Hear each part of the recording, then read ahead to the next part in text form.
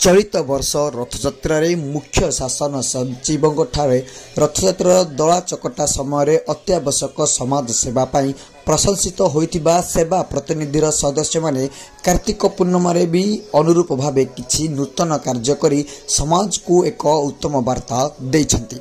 सूचनायोग्य अतीत ओडिशार साधव मानक वाणिज्य कीर्तिराज को मने पकाइबा पवित्र कार्तिक पूर्णिमार जनसाधारण जलाशय मानकरे कदली पटुआरे सोलो तथा रंगीन कागजरे डंगा छाड़ी आनंद उल्लासरे कार्तिक पूर्णिमा पालन करिथांती।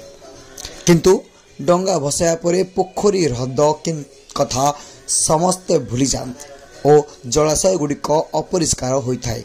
एहार किपरि सुरक्षा करा जाय परिबो ताहा भाबी प्रतिवर्ष भुवनेश्वर स्थित अग्रणी स्वेच्छासेवी संगठन सेवा प्रतिनिधि मुख्य संगठक नीलमणि मिश्र नेतृत्व में प्रत्येक वर्ष डंगा कढ़ा अभियान सकाळ समय चली थाए। ए वर्ष मध्य राजधानी प्रमुख पुष्करणी बिंदुसागर तथा सुंदरेश्वर पोखरी रे डंगा कड़ा अभियान चलीथिला, जेउथिरे दुर्योधन दास, अभिमन्यु विषोई, दीपक महापात्र, स्रोत सरस्वती दास, नयन बेहेरा, प्रतिमा बेहेरा, श्रुतिक नंद और गौरी भोई प्रमुख भूमिका ग्रहण करथिले।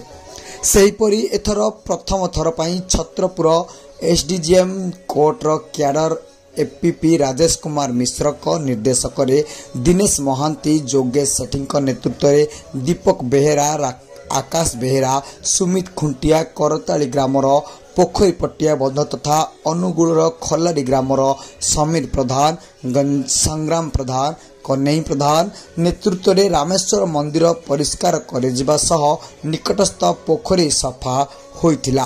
एही सबु कार्य सेवा प्रतिनिधि संगठनर विभिन्न अंचल शताधिक युवा वर्ग सामिल होइतिले।